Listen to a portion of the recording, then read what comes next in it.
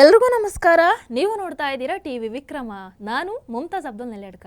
ನೀವಿನ್ನು TV ವಿಕ್ರಮವನ್ನು subscribe ಮಾಡದೇ ಇದ್ದರೆ ದಯವಿಟ್ಟು ಈ ಕೂಡಲೇ ಟಿವಿ ವಿಕ್ರಮವನ್ನು ಸಬ್ಸ್ಕ್ರೈಬ್ ಮಾಡಿ, ಹಾಗೆ ನಮ್ಮೆಲ್ಲ ವಿಡಿಯೋಸ್ಗಳನ್ನು ಲೈಕ್ ಮಾಡಿ, ಕಮೆಂಟ್ ಮಾಡಿ, ಹಾಗೆ ಶೇರ್ ಮಾಡಿ. ವೀಕ್ಷಕರೇ, ಕೋಟಿ ಲಾಯರ್, ನಟೋರಿಯಸ್ ಕೇಸ್ಗಳ ಪರ ವಾದಿಸುವಂತಹ ಖ್ಯಾತಿಯನ್ನು ಹೊಂದಿರುವ ಅಭಿಷೇಕ್ ಮನು ಸಿಂಘವಿ ಈಗ ಅಪಾಯದಲ್ಲಿ ಸಿಕ್ಕಾಕೊಂಡಿದ್ದಾರೆ. ಮುಖ್ಯಮಂತ್ರಿ ಸಿದ್ದರಾಮಯ್ಯನವರ ಮೂಡ ಹಗರಣದ ಕೇಸನ್ನು ತಗೊಂಡಿರುವಂತಹ ಅಭಿಷೇಕ್ ಮನು ಸಿಂಘವಿಗೆ ಆ ಕ್ಷಣದಿಂದ ಶನಿ ವಕ್ರಿಸಿದ್ಯಾ? ಈಗ ನಡೆದಿರುವಂತಹ ಒಂದು ಘಟನೆ ಅಭಿಷೇಕ್ ಮನು ಸಿಂಘವಿ ಪಾಲಿಗೆ ಮುಳುವಾಗುವಂತಹ ಸಾಧ್ಯತೆ ಇದೆಯಾ? ಸಂಸದ ಸ್ಥಾನದಿಂದ ಅನರ್ಹರಾಗುವಂತಹ ಅಪಾಯ ಇದೆಯಾ? ಭಾರಿ ದಂಡ ಕಟ್ಟಬೇಕಾದಂತಹ ಶಿಕ್ಷೆಗೆ ಮನು ಸಿಂಘವಿ ಗುರಿ ಆಗ್ತಾರಾ? ಇತರರ ಕೇಸಿಗೆ ಅಡ್ವೊಕೇಟ್ ಆಗಿ, ವಕೀಲರಾಗಿ ಕೋಟಿ ಕೋಟಿ ದುಡಿಯುವಂತಹ the great lawyer Abhishek Manu ಸಿಂಘವಿಗೆ ಜುಜುಬಿ ಅನಿಸುವಂತಹ 50,000 ರೂಪಾಯಿ ಅಪಾಯವನ್ನ ತಂದೊಡ್ಡಿದ್ಯಾ? ವೀಕ್ಷಕರೇ, ರಾಜ್ಯಸಭೆಯಲ್ಲಿ ನಡೆದಂತಹ ನೋಟಿನ ಕಂತೆಯ ಘಟನೆ ಈಗ ಹಲವಾರು ಪ್ರಶ್ನೆಗಳನ್ನ ಹುಟ್ಟು ಹಾಕ್ತಾ ಇದೆ. ಅಭಿಷೇಕ್ ಮನು ಸಿಂಘವಿ ಅವರನ್ನ ಅಪರಾಧಿ ಸ್ಥಾನದಲ್ಲಿ ತಂದು ನಿಲ್ಲಿಸಿಬಿಟ್ಟಿದೆ. ಅಭಿಷೇಕ್ ಮನು ಸಿಂಘವಿ ಇವರ ಬಗ್ಗೆ ತುಂಬಾ ಡೀಟೇಲ್ ಆಗಿ ಪರಿಚಯ ಮಾಡುವಂತ ಅಗತ್ಯ ಇಲ್ಲ ಅಂತ ಅಂದುಕೊಳ್ಳುತ್ತೇನೆ. ಕಾಂಗ್ರೆಸ್ನ ನಾಯಕ, ಅದರ ಜೊತೆಗೆ ದೇಶದ ರಿಚೆಸ್ಟ್ ಅಂಡ್ ಬ್ಯುಸಿಯೆಸ್ಟ್ ಲಾಯರ್ಗಳಲ್ಲಿ ಒಬ್ಬ. ಸದ್ಯಕ್ಕೆ ತೆಲಂಗಾಣದಿಂದ ರಾಜ್ಯಸಭೆಗೆ ಆಯ್ಕೆಯಾಗಿರುವಂತಹ ಸಂಸದ ಕೂಡ.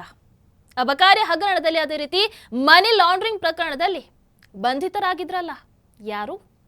ದೆಹಲಿ ಸಿಎಂ ಅರವಿಂದ್ ಕೇಜ್ರಿವಾಲ್ ಅವರನ್ನ 6 ತಿಂಗಳ ನಂತರ ಬಿಡುಗಡೆ ಮಾಡಿಸಿದ್ದು ಇದೇ Abhishek Manu Singhvi. In other words, ಕೇಜ್ರಿವಾಲ್ಗೆ ಬೇಲ್ ಕೊಡಿಸೋದಕ್ಕೆ 10 ಬಾರಿ ಫೇಲ್ ಆಗಿ 6-7 ತಿಂಗಳು ಕೇಜ್ರಿವಾಲ್ ಜೈಲಲ್ಲಿ ಕೊಳೆಯೋ ಹಾಗೆ ಮಾಡಿದ್ದು ಇದೇ ಗ್ರೇಟ್ ಲಾಯರ್.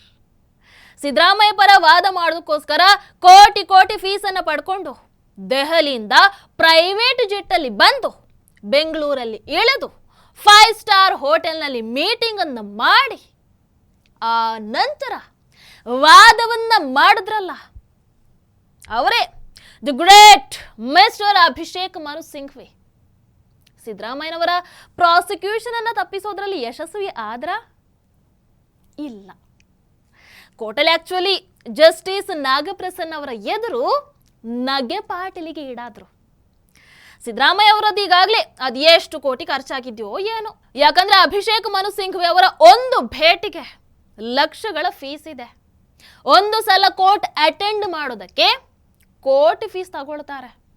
ಒಂದು ಫೋನ್ ಕಾಲ್ಗೆ ಚಾರ್ಜ್ ಮಾಡ್ತಾರೆ. ಕೇಸ್ ವಾದಕ್ಕೆ ಕೋರ್ಟ್ ಅಟೆಂಡ್ ಮಾಡಬೇಕು ಅಂತ ಹೇಳಿದ್ರೆ ಸ್ಪೆಷಲ್ ಪ್ರೈವೇಟ್ ಜೆಟ್ ಬುಕ್ ಮಾಡಬೇಕಾಗತ್ತೆ. 5 ಸ್ಟಾರ್ ಹೋಟೆಲಲ್ಲೇ ವಾಸ್ತವ್ಯವನ್ನ ಮಾಡಿಕೊಡ್ಬೇಕಾಗತ್ತೆ.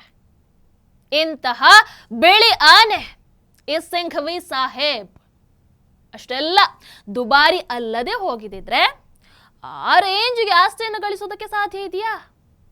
ತೆಲಂಗಾಣ ಚುನಾವಣೆಗೆ ಮುನ್ನ ಸಲ್ಲಿಸಿರುವಂತಹ ಅಫಿಡವಿಟ್ ಪ್ರಕಾರ ಇವರ ಆಸ್ತಿ ಆಲ್ಮೋಸ್ಟ್ 300 ಕೋಟಿ.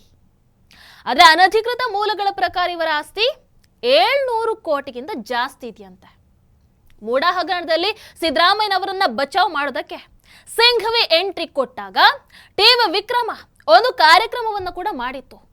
ಸಿಂಘವಿ ಅವರ ಶ್ರೀಮಂತಿಕೆಯ ಪಿನ್ ಟು ಪಿನ್ ವಿವರವನ್ನು ಕೂಡ ಟಿವಿ ವಿಕ್ರಮ ನೀಡಿತ್ತು.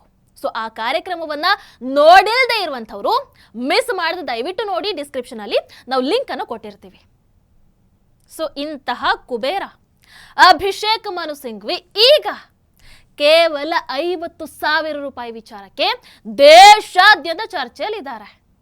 ಅಷ್ಟೇ ಅಲ್ಲ, ಇವರ 50,000ದ ವಿವಾದ ಸದನದ ಅಮೂಲ್ಯ ಸಮಯವನ್ನ ಕಿತ್ಕೊಂಡಿದೆ. ಒಂದು ದಿನದ ಅಧಿವೇಶನವನ್ನೇ ಹಾಳು ಮಾಡಿದೆ. ಆ ಮೂಲಕ ಸುಮಾರು ಕೋಟಿ ರೂಪಾಯಿ ನಷ್ಟಕ್ಕೆ ಕೂಡ ಕಾರಣ ಆಗಿದೆ. ನಿಮಗೆ ಚಿಕ್ಕದಾಗಿ ಏನಾಯ್ತು ಅಂತ ಹೇಳಿಬಿಡ್ತೀನಿ. ರಾಜ್ಯಸಭೆಯ ಕಲಾಪ ಮುಗಿದ ನಂತರ ಎಲ್ಲ ಸದಸ್ಯರು ಕೂಡ ಸದನದಿಂದ ಹೊರ ನಡೀತಾರೆ. ಸೊ ಆ ನಂತರ ಎಲ್ಲರೂ ಹೋದ ಮೇಲೆ ಸದನದ ಒಳಭಾಗದಲ್ಲಿ ಕ್ಲೀನಿಂಗ್ ಕೆಲಸ, ಅದೇ ರೀತಿ ತಪಾಸಣೆ ನಡೆಯುತ್ತೆ. ಅಂದ್ರೆ ಇದು ರೂಟೀನ್ ವರ್ಕ್. ಪ್ರತಿದಿನ ಕಲಾಪ ಮುಗಿದ ನಂತರ ಇದು ನಡೆಯುತ್ತೆ. ಸೊ ಹಾಗೆ ಕ್ಲೀನಿಂಗ್, ಅದೇ ರೀತಿ ಚೆಕ್ಕಿಂಗ್ ನಡೀತಾ ಇದ್ದಾಗ ಸೀಟ್ ನಂಬರ್ 222. ಸೊ ಆ ಸೀಟಲ್ಲಿ 500 ರೂಪಾಯಿ ನೋಟಿನ ಒಂದು ಕಂತೆ ಸಿಗುತ್ತೆ. ಸುಮಾರು ನೋಟುಗಳಿರುವಂತಹ 500ರ ಕಂತೆ ಅದು. ಅಂದರೆ ಒಂದು ಅಂದಾಜು 50,000 ರೂಪಾಯಿ ಅಂತ ಅಂದ್ಕೊಳ್ಳಿ. ಬಟ್ ಅದು ಅಸಲಿ ನೋಟು ನಕಲಿ ನೋಟು ಗೊತ್ತಿಲ್ಲ. ಸೊ ಅದನ್ನ ಸೆಕ್ಯೂರಿಟಿ ಸ್ಟಾಫ್ ತಗೊಂಡು ಬಂದು ಸಭಾಪತಿ ಜಗದೀಪ್ ಧನ್ಕರ್ ಅವರಿಗೆ ಕೊಡ್ತಾರೆ. ಉಪರಾಷ್ಟ್ರಪತಿಗಳು ಆಗಿರುವಂತಹ ರಾಜ್ಯಸಭೆ ಸಭಾಪತಿ ಧನ್ಕರ್ ಅವರು ಆ ಹಣವನ್ನ ಲಾಸ್ಟ್ ಅಂಡ್ ಫೌಂಡ್ ಕೌಂಟರ್ಗೆ ತಲುಪಿಸ್ತಾರೆ. ಅಂದ್ರೆ ಯಾರಾದ್ರೂ ಬಿಟ್ಟು ಹೋಗಿರುವಂತಹ ಅಥವಾ ಕಳ್ಕೊಂಡಿರುವಂತಹ ವಸ್ತುಗಳು ಸಿಕ್ಕಿಬಿಟ್ರೆ ಅದನ್ನ ಆ ಕೌಂಟರ್ ಅಲ್ಲಿ ಇಡ್ಲಾಗತ್ತೆ. ಸೊ ಸಂಬಂಧಪಟ್ಟವರು ಬಂದು ತಮ್ಮದೇ ಅಂತ ಪ್ರೂಫ್ ಕೊಟ್ಟು ಅದನ್ನು ಮತ್ತೆ ವಾಪಸ್ ಪಡಿಬಹುದು. ಆದರೆ ಮರುದಿನ ಸದನಕ್ಕೆ ಬಂದಿರುವಂತಹ ಸದಸ್ಯರು ಯಾರು ಕೂಡ ಆ ಹಣವನ್ನು ಕೇಳೋದಕ್ಕೆ ಬರಲೇ ಇಲ್ಲ. ಹೀಗಾಗಿ ಈ ವಿಚಾರವನ್ನ ಮರುದಿನ ಕಲಾಪ ಆರಂಭ ಆದಾಗ ಧನ್ಕರ್ ಅವರು ಪ್ರಸ್ತಾಪ ಮಾಡ್ತಾರೆ. ಸೀಟ್ ನಂಬರ್ 222ರಲ್ಲಿ ಹೀಗೆ ಹಣ ಸಿಕ್ಕಿಬಿಟ್ಟಿದೆ. ಒಂದು ಸುಮಾರು 50,000 ಇರಬಹುದು. ಅದರಲ್ಲಿ 500ರ ನೋಟಿನ ಥರ ಕಾಣಿಸ್ತು. ನಕಲಿ ನೋಟು ಅಸಲಿ ನೋಟು ನಾವಂದು ಚೆಕ್ ಮಾಡಿಲ್ಲ, ಅದನ್ನ ಹೀಗೆ ಕೌಂಟರಲ್ಲಿ ಕೊಟ್ಟಿದ್ದೀವಿ. ಬಟ್ ಈ ತನಕ ಯಾರು ಅದನ್ನ ಕೇಳೋದಕ್ಕೆ ಬಂದಿಲ್ಲ. ಸೊ ಇದನ್ನ ಈಗ ಸದನದಲ್ಲಿ ನಾವು ಹೇಳಲೇಬೇಕಾಯ್ತು. ಈ ಹಣ ಯಾರದ್ದು, ಯಾರು ಇಟ್ಟಿದ್ದು ಅಂತ ತನಿಖೆಯನ್ನ ಮಾಡಲೇಬೇಕಾಗತ್ತೆ. CCTV ಮೂಲಕ ಕೂಡ ಪತ್ತೆಯನ್ನ ಹಚ್ಚಲಾಗುತ್ತೆ ಹೀಗಂತ ಸಭಾಪತಿಗಳು ಹೇಳ್ತಾರೆ. ಇಲ್ಲಿ ಮುಖ್ಯವಾಗಿ ಸಭಾಪತಿಗಳ ಒಂದು ಮಾತು ಗಮನವನ್ನು ಸೆಳೆಯುತ್ತೆ. ವಿರೋಧ ಪಕ್ಷಕ್ಕೆ ಉರಿ ತರಸ ಬಿಡುತ್ತೆ. ಅದರಲ್ಲೂ ಮಲ್ಲಿಕಾರ್ಜುನ ಖರ್ಗೆ ಅವರನ್ನ ಕೆರಳಿಸಿ ಬಿಡುತ್ತೆ. ಸೀಟ್ ನಂಬರ್ 222ರಲ್ಲಿ ಹಣ ಸಿಕ್ಕಿದೆ. ಆ ಸೀಟ್ ತೆಲಂಗಾಣ ಸಂಸದ ಅಭಿಷೇಕ್ ಮನು ಸಿಂಘ್ವಿ ಅವರು ಆಸೀನರಾಗಿದ್ದಂಥ ಸೀಟು. ಹೀಗಂತ ಧನ್ಕರ್ ಅವರು ಹೇಳಿದ್ದು ಖರ್ಗೆ ಅವರ ಪಿತ್ತ ಹೆಚ್ಚಾಗೋದಕ್ಕೆ ಕಾರಣ ಆಗ್ಬಿಡತ್ತೆ. ನೋಡಿ, ನೀವು ತನಿಖೆ ಮಾಡೋದಕ್ಕೂ ಮೊದಲೇ ಅಭಿಷೇಕ್ ಮನು ಸಿಂಘ್ವಿ ಅವರ ಹೆಸರು ಯಾಕೆ ಹೇಳಿದ್ರಿ? ನಮ್ಮ ಪಕ್ಷದ ಸಂಸದರ ಘನತೆಗೆ ಧಕ್ಕೆ ತರುವಂತಹ ಕೆಲಸವನ್ನ ಯಾಕೆ ಮಾಡಿದ್ರಿ? ಹೀಗಂತ ಕೂಗಾಡೋದಕ್ಕೆ ಶುರು ಮಾಡ್ತಾರೆ. ನೋಡಿ, ಅರೆ ನೀವೇ ಒಂದು ಬಾರಿ ಧನ್ಕರ್ ಅವರು ಆಡಿರುವಂತಹ ಮಾತನ್ನ ಕೇಳ್ಕೊಂಡು ಬಂದ್ಬೇಡಿ. Honorable members, I hereby inform that during the routine anti-sabotage check of the chamber after the adjournment of the House yesterday, apparently a wad of currency notes was recovered by the security officials from seat number 222, presently allotted to Shri Abhishek Manu Singhvi, elected from the state of Telangana for the term 2024 to 2026. The matter was brought to my notice, and I felt it expedient, as per practice and ordainment, to ensure that investigation takes place in accordance with law, and the same is underway.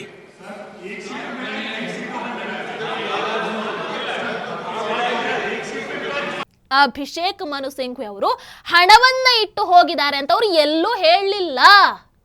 ಅದು ಸಿಂಘ್ವಿ ಅವರ ಹಣ ಅಂತ ಕೂಡ ಅವರು ಹೇಳಲಿಲ್ಲ. ಅಭಿಷೇಕ್ ಮನು ಸಿಂಘ್ವಿ ಅವರು ಕೂರುವಂತಹ 222ನೇ number ಸೀಟಲ್ಲಿ ಹಣ ಸಿಕ್ಕಿದೆ, ಇಷ್ಟೇ ಹೇಳಿರೋದು. ಕುಂಬಳಕಾಯಿ ಕಳ್ಳ ಅಂತ ಹೇಳಿದ್ರೆ ಹೆಗಲು ಮುಟ್ಟಿ ನೋಡ್ಕೊಳ್ಳೋದು ಅಂತ ಹೇಳ್ತಾರಲ್ಲ, ಇದಕ್ಕೇನ? ಇದೊಂದೇ ವಿಚಾರವನ್ನ ಇಟ್ಕೊಂಡು ಖರ್ಗೆ ಯಾವ ರೀತಿ ರಂಪ ಮಾಡ್ತಾರೆ ಅಂತ ಹೇಳಿದ್ರೆ ಇಡೀ ಸದನ ರಣರಂಗಾಗಿ ಹೋಗುತ್ತೆ, ಕಲಾಪ ಹಾಳು ಬಿದ್ದು ಹೋಗುತ್ತೆ. ಅವತ್ತು ಬೇರೆ ಯಾವ ವಿಚಾರಗಳು ಕೂಡ ಚರ್ಚೆ ಆಗದೆ ಅಡ್ಜರ್ನ್ ಮಾಡೋ ಹಾಗೆ ಆಗ್ಬಿಡುತ್ತೆ. ಬಟ್ ಕಾಂಗ್ರೆಸ್ಸಿಗೆ ಬೇಕಾಗಿದ್ದು ಇದೇ ಅಲ್ಲವೇ?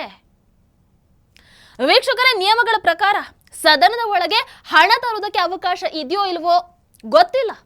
ಬಟ್ ಜನರಲ್ ಆಗಿ ಒಬ್ಬ ವ್ಯಕ್ತಿ ಇಂತಿಷ್ಟು ನಗದು ಹಣವನ್ನ ಕ್ಯಾರಿ ಮಾಡಬಹುದು ಅನ್ನುವಂತಹ ಲಿಮಿಟ್ ಅಂತೂ ಇದೆ. 50,000 ಕ್ಯಾರಿ ಮಾಡೋದು ತಪ್ಪೇನು ಇರಲಿಕ್ಕಿಲ್ಲ ಮೋಸ್ಟ್ಲಿ. ಆದರೆ ಅಷ್ಟು ನೋಟ್ ಅಲ್ಲಿ ಸಿಕ್ಕಿದ್ದು ಅಂಡ್ ಆ ನಂತರ ಯಾರು ಅದನ್ನ ವಾಪಸ್ ಪಡೆದೇ ಇರೋದನ್ನ ನೋಡಿದ್ರೆ ಅನುಮಾನಕ್ಕೆ ಕಾರಣ ಆಗೋದಿಲ್ವಾ? ಇಷ್ಟಕ್ಕೂ ಹಣ ಇಂತಹ ಜಾಗದಲ್ಲಿ ಸಿಕ್ಕಿದೆ, ವಾರಸುದಾರರು ಮುಂದೆ ಬಂದು ಕ್ಲೈಮ್ ಮಾಡಬಹುದು ಅಂತ ಹೇಳೋದ್ರಲ್ಲಿ ಏನ್ ತಪ್ಪಿದೆ? ಆ 50,000 ಹಣ ನನ್ನದಲ್ಲ ಅಂತ ಸಿಂಘ್ವಿ ಹೇಳ್ತಾ ಇರೋದು ಈಗ ಅನುಮಾನಕ್ಕೆ ಕಾರಣ ಆಗ್ತಾ ಇದೆ. ನಾನು ಸದನಕ್ಕೆ ಯಾವಾಗಲೂ 500 ರೂಪಾಯಿಯ ಒಂದು ನೋಟ್ ಬಿಟ್ರೆ ಅದಕ್ಕಿಂತ ಹೆಚ್ಚು ನೋಟ್ ನಾನು ತರೋದಿಲ್ಲ, ಹೀಗೆ ಸಿಂಘ್ವಿ ಹೇಳ್ತಾ ಇರುವಂಥದ್ದು ಇನ್ನಷ್ಟು ಅನುಮಾನವನ್ನು ಹುಟ್ಟಿಸ್ತಾ ಇದೆ. ಇದು ಇನ್ಫ್ಯಾಕ್ಟ್ ಈ ಓವರ್ ಆಕ್ಟಿಂಗ್ ಅಂತ ಹೇಳ್ತಾರಲ್ಲ ಆ ರೀತಿ ಇದೆ. ಇದರ ಜೊತೆಗೆ ಸಿಂಘ್ವಿ ನನ್ನ ಸೀಟಲ್ಲಿ ಬೇರೆ ಯಾರೋ ಹಣವನ್ನು ಇಟ್ಟಿದ್ದಾರೆ ಅಂತ ಕೂಡ ಅನುಮಾನವನ್ನು ವ್ಯಕ್ತಪಡಿಸ್ತಾ ಇದ್ದಾರೆ. ಸದಸ್ಯರ ಸೀಟಿನ ಸುತ್ತ ಗ್ಲಾಸ್ ಎನ್ಕ್ಲೋಜರ್ ಹಾಕಬೇಕು, ಪ್ರತಿ ಸದಸ್ಯ ಕೂಡ ಅದನ್ನ ಲಾಕ್ ಮಾಡಿಕೊಂಡು ಹೊರಗೆ ಹೋಗೋ ಹಾಗೆ ಇರಬೇಕು, ಅಥವಾ ನಮ್ಮ ಸೀಟಿಗೆ ಇನ್ನೊಬ್ರು ಬರೋದಕ್ಕೆ ಆಗದೇ ಇರೋ ಹಾಗೆ ಫೆನ್ಸಿಂಗ್ ಹಾಕಿಸ್ಬೇಕು. ಹೀಗೆ ಏನೋ ಅತಿಯಾದ ರಿಯಾಕ್ಷನ್ ಅನ್ನ ಸಿಂಘ್ವಿ ಅವರು ಕೊಟ್ಟಿದ್ದಾರೆ. ವೀಕ್ಷಕರೇ, ಕಳ್ಳನ ಮನಸ್ಸು ಹುಳ್ಳುಳ್ಳಗೆ ಅಂತ ಹೇಳ್ತಾರಲ್ಲ, ಆ ಗಾದೆ ನೆನಪಾಗ್ತಾ ಇದೆ, ಹೌದಲ್ವೋ? ಒಬ್ಬ ಜವಾಬ್ದಾರಿಯುತ ಸಂಸದ ಹೇಗೆ ಇರಬೇಕು? ಈ ಹಣ ನನ್ನದಲ್ಲ, ಆದ್ರೆ ನನ್ನ ಸೀಟಲ್ಲಿ ಸಿಕ್ಕಿರೋದ್ರಿಂದ ನನ್ನ ಮೇಲೆ ಅನುಮಾನ ಬರೋದು ಅಫ್ಕೋರ್ಸ್ ಸಹಜ, ಅದ್ರಲ್ಲಿ ತಪ್ಪೇನಿಲ್ಲ. ಇಟ್ಸ್ ಓಕೆ, ತನಿಖೆ ಮಾಡಿ, CCTVಯಲ್ಲಿ ನೋಡಿ ಅಂತ ನೇರವಾಗಿ ಹೇಳಿ ಕಲಾಪವನ್ನ ಮುಂದುವರಿಸೋದಕ್ಕೆ ಅವಕಾಶವನ್ನ ಮಾಡಿಕೊಡ್ಬೇಕಲ್ವಾ? ಅದು ಬಿಟ್ಟು ಈ ಚಿಕ್ಕ ವಿಚಾರಕ್ಕೆ ಒಂದು ಇಡೀ ದಿನದ ಕಲಾಪವನ್ನೇ ಹಾಳು ಮಾಡ್ತಾ ಇರುವಂಥದ್ದು ಅಕ್ಷಮ್ಯ ಅಪರಾಧ ಅಲ್ವಾ? 50,000ಕ್ಕೋಸ್ಕರ ಒಂದು ಇಡೀ ದಿನದ ಅಧಿವೇಶನ ವೇಸ್ಟ್ ಆಗೋದು ಅಂತ ಹೇಳಿದ್ರೆ ಏನ್ ಸಣ್ಣ ಮಾತಾ? ವೀಕ್ಷಕರ, ಒಂದು ಚಳಿಗಾಲದ ಅಧಿವೇಶನಕ್ಕೆ ಖರ್ಚಾಗುವಂತಹ ಮಿನಿಮಮ್ ಅಮೌಂಟ್ ಎಷ್ಟು ಗೊತ್ತಾ? 300 ಕೋಟಿ ರೂಪಾಯಿ. ಇದು ಸಂಸದರ ಹಣ ಅಲ್ಲ, ನಮ್ಮ ಜನರ ತೆರಿಗೆ ಹಣ. ಪ್ರತಿ ನಿಮಿಷಕ್ಕೆ ಅಲ್ಲಿ 2.5 ಲಕ್ಷ ಖರ್ಚಾಗುತ್ತೆ. ಪ್ರತಿದಿನದ ಖರ್ಚು 15 ಕೋಟಿ ರೂಪಾಯಿ. ಹೀಗಿರುವಾಗ ಈ ವಿಚಾರ ಒಂದು ದಿನದ ಕಲಾಪವನ್ನೇ ಕಿತ್ಕೊಂಡಿದ್ದು ನಮ್ಮ ದೇಶಕ್ಕೆ ಆಗಿರುವಂತಹ ನಷ್ಟ ಅಲ್ವಾ? ಈ ನಷ್ಟವನ್ನ ಭರಿಸಿಕೊಡುವಂತವ್ರು ಯಾರು ಹಾಗಾದ್ರೆ? ಸದನದ ಸಮಯವನ್ನ ಯಾರು ಹಾಳು ಮಾಡ್ತಾರೋ ಅವರೇ ಪ್ರತಿ ನಿಮಿಷದ ಹಣವನ್ನ ಭರಿಸಿಕೊಡಬೇಕು. ಈ ರೀತಿಯಾದಂತಹ ನಿಯಮ ಜಾರಿಗೆ ಬರಬೇಕು. ಹಾಗೆ ಅನ್ನಿಸ್ತಾ ಇಲ್ವಾ ನಿಮಗೆ? ಆಗ್ಲೇ ಇವರೆಲ್ಲ ಶಿಸ್ತುಬದ್ಧರಾಗಿ ಕಲಾಪಕ್ಕೆ ಸಹಕರಿಸುವಂಥದ್ದು. ಇಲ್ಲಾಂದ್ರೆ ಬಾವಿಗಿಳಿಯೋದು, ಬಟ್ಟೆ ಹರ್ಕೊಳ್ಳೋದು, ಕೂಗಾಡೋದು, ಕಿರುಚಾಡೋದು, ಸಭಾ ತ್ಯಾಗವನ್ನ ಮಾಡೋದು, ಇದನ್ನೇ ಮಾಡ್ತಾ ಇರ್ತಾರೆ. ಅಷ್ಟು ಸೀನಿಯರ್ ಪಾರ್ಲಿಮೆಂಟೇರಿಯನ್ ಆಗಿರುವಂತಹ ಖರ್ಗೆಗೆ ಇಷ್ಟು ಜವಾಬ್ದಾರಿ ಬೇಡವಾ? ಇನ್ಫ್ಯಾಕ್ಟ್ ಇಡೀ ಕಾಂಗ್ರೆಸ್ ಸದನದ ಸಮಯವನ್ನ ಹಾಳು ಮಾಡಿದಕ್ಕೆ ದಂಡ ತೆರಬೇಕು. ಈ ಸಲದ ಚಳಿಗಾಲದ ಅಧಿವೇಶನ ಶುರುವಾಗಿ 12 ದಿನ ಆಗ್ತಾ ಇದೆ. ಸರಾಸರಿ ನೋಡಿದ್ರೆ ದಿನಕ್ಕೆ 1 ಗಂಟೆ ಕೂಡ ಸರಿಯಾಗಿ ಚರ್ಚೆಗಳಾಗಿಲ್ಲ. ಮಸೂದೆಗಳ ಅಂಗೀಕಾರ ಇನ್ನೂ ಪೆಂಡಿಂಗೇ ಇದೆ. ಯಾವ ಪ್ರೊಡಕ್ಟಿವ್ ಸಂವಾದಗಳು ಕೂಡ ನಡೆದೇ ಇಲ್ಲ. ಹೀಗೆ ಜನರ ಹಣವನ್ನ ಪೋಲು ಮಾಡುವಂತಹ ಅಧಿಕಾರ ಇವರಿಗೆ ಕೊಟ್ಟವರಾದ್ರೂ ಯಾರು? ಅಭಿಷೇಕ್ ಮನು ಸಿಂಘ್ವಿ, ಅದೇ ರೀತಿ ಖರ್ಗೆ, ಇವರಿಗೆ ಜಂಟಿಯಾಗಿ ದಂಡವನ್ನ ಹಾಕಬೇಕು. ಆ ಹಣ ಸಿಂಘ್ವಿ ಅವರದ್ದೇ ಆಗಿದ್ರೆ ಅದು CCTVಯಲ್ಲಿ ಅಥವಾ ತನಿಖೆಯಲ್ಲಿ ಗೊತ್ತಾಗಿ ಆಗತ್ತೆ. ಆಗ ಸುಳ್ಳು ಹೇಳಿದ್ದಕ್ಕೆ, ಆ ಹಣದ ಸುತ್ತಮುತ್ತ ಇರುವಂತಹ ವಿಚಾರಕ್ಕೆ ಸಿಂಘ್ವಿ ಅವರನ್ನ ಮತ್ತಷ್ಟು ವಿಚಾರಣೆಗೆ ಒಳಪಡಿಸಬೇಕಾಗತ್ತೆ. ಅವರನ್ನ ಸಿಕ್ಕಾಕಿಸೋದಕ್ಕೆ ಬೇರೆ ಯಾರಾದ್ರೂ ಅಲ್ಲಿ ಹಣವನ್ನ ಇಟ್ಟಿದ್ರೆ ಅದು ಯಾರೇ ಆಗ್ಲಿ ಅವರಿಗೆ ಕಠಿಣ ಶಿಕ್ಷೆ ಆಗಲೇಬೇಕು. ಹೌದಲ್ವೋ? ನೀವೇನಂತೀರ ದಯವಿಟ್ಟು ಕಾಮೆಂಟ್ ಮೂಲಕ ತಿಳಿಸಿ. ಹಾಗೆ ವಿಡಿಯೋ ನಿಮಗೆ ಇಷ್ಟ ಆದಲ್ಲಿ ಲೈಕ್ ಮಾಡಿ, ಶೇರ್ ಮಾಡಿ. ನಮಸ್ಕಾರ. ಟಿವಿ ವಿಕ್ರಮ, ದೇಶ ನಿಮ್ಮ ಕೈಯಲ್ಲಿ. ಈ ಕಾರ್ಯಕ್ರಮ ನಿಮಗೆ ಇಷ್ಟ ಆಗಿದ್ದಲ್ಲಿ ಲೈಕ್, ಶೇರ್ ಹಾಗೂ ಕಮೆಂಟ್ ಮಾಡಿ. ಟಿವಿ ವಿಕ್ರಮದ ಕಾರ್ಯಕ್ರಮಗಳನ್ನು ನಿರಂತರವಾಗಿ ವೀಕ್ಷಿಸಲು ಸಬ್ಸ್ಕ್ರೈಬ್ ಮಾಡಿ ಬೆಲ್ ಐಕನ್ ಒತ್ತಿ.